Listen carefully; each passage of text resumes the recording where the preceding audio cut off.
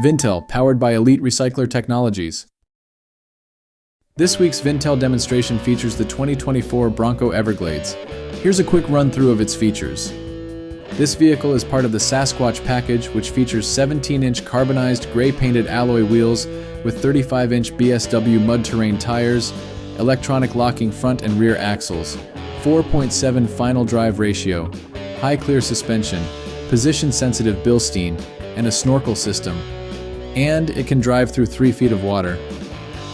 And now, here's a quick demonstration on how to use VinTel on the 2024 Bronco Everglades. Step 1. Turn on your ignition to start your vehicle. Step 2. Connect the VinTel to your vehicle's OBD port. This is usually located underneath the dashboard and steering wheel.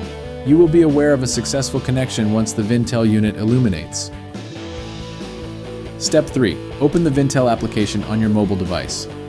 When the VinTel unit is paired with the vehicle, it will allow you to receive a detailed diagnostic report to ensure optimal engine or transmission performance. This 2024 Bronco Everglades has now been officially VinTel tested. The engine and transmission are in good working condition and have been VinTel tested.